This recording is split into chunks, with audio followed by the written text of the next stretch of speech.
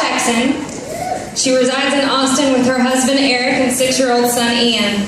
Renee isn't only a 5-year thriver, she's passionate about giving others hope and encouragement through their own journeys, not only with cancer, but with life itself. Renee does this through her artwork, and writing reminds everyone to take a step back and embrace life and love. Miss Renee.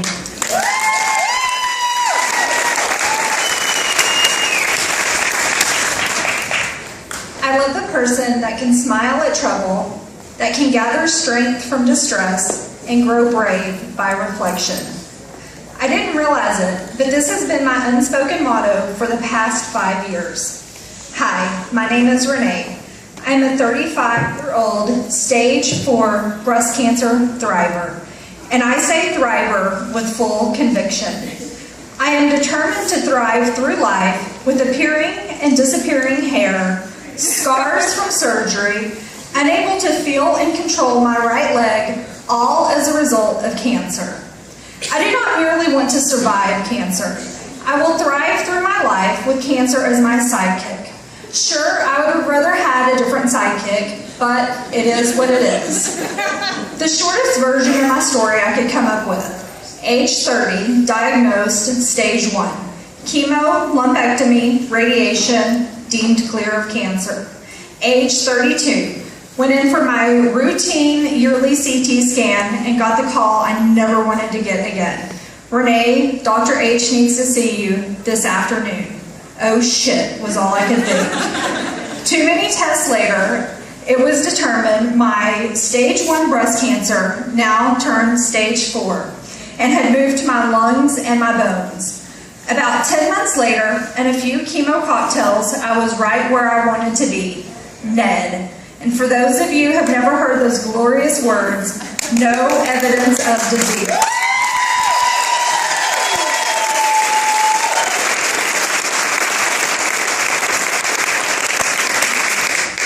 Once again, I was plugging along with maintenance when something wasn't right. My right side went numb and it was hard to move. A quick call to Dr. H, I was instructed to go to the ER. And at this point, it still hadn't occurred to me that this might have something to do with this damn breast cancer. But a quick CT later, I now knew my cancer decided it wasn't satisfied being put up. It had moved to my brain. After brain surgery and more radiation, I thought I was good to go. I mean, come on. I was only 34, had had chemo countless times, radiation to my breast and brain. One would think I was done, at least done with cancer. Nope, after first brain surgery, it showed back up. This one left me without feeling on the right side, and I had to relearn to walk and drive. About 5 months later, just when life was getting back to normal, cancer came up and tried to wreak havoc on my life again. Now with 3 brain surgeries in less than 9 months under my belt, I pretty much just chalked it up to one more thing I could write about. And with that, I want to share with you what I've learned about being brave over the past 5 years.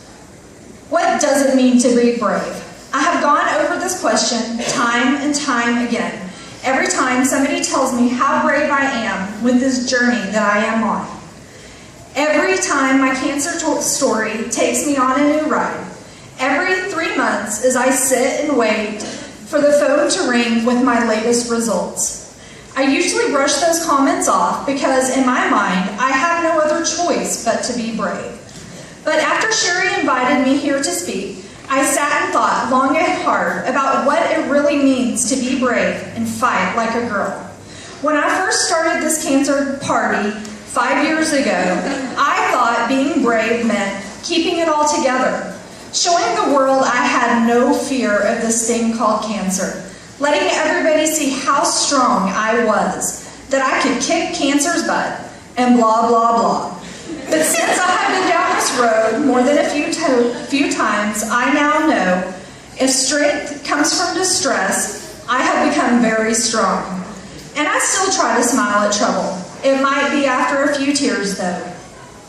And I have done a great deal of reflection, but I want to share with you my new view on being brave. Brave to me is asking for help when I know I can no longer hold it all together. Telling the truth, The whole, ugly, messy truth, not just what I think people want to hear. I now know being brave is not acting like going through chemo is a breeze and just another everyday occurrence, because seriously, it is not. Letting them all know the hurt your body feels going through treatments and surgeries, the sleepless nights you lay awake wondering if you'll be there to see your child graduate high school, or hell, even elementary. The depression that sets in at the oddest times when the world thinks you should be happy because you are clean and clear, but your heart hasn't yet healed. The guilt you feel because you can't pull your weight in the world, and when you try to, you crash and burn, and you need days to recover. Kind of like that hangover when you're 35 versus 21. The desperation you feel to spend every waking second with those you love and letting them know how much you love them. And now, after looking back at my story through experienced eyes, I do see what other people were saying about me being brave were right all along. I am brave. And that's the point from my opening quote. Distress has provided me great opportunities to choose strength and not weakness. The many troubles have given me the opportunity to choose to smile. So what if after a few tears? And you can be brave too. It is a choice. Thrive or survive. It is a choice we all make with or without cancer. Reflection generates opportunity for being brave. Reflection is all about learning and making choices. Thrive or survive. I will close with this. It is easy to see other people be brave from a safe distance. Even tell them how brave they are. Instead, make it personal. Get right in the middle and make it personal to be brave and thrive with them. Life is so much more fun and enriching this way. We all have that choice to make every day. Sherry has taken this event in her life and dove right into it and turned it into something great with heal and comfort. I think we can all take a page from her book. All we need is to reflect, learn, and make choices, and be brave and fight like a girl. Thank you.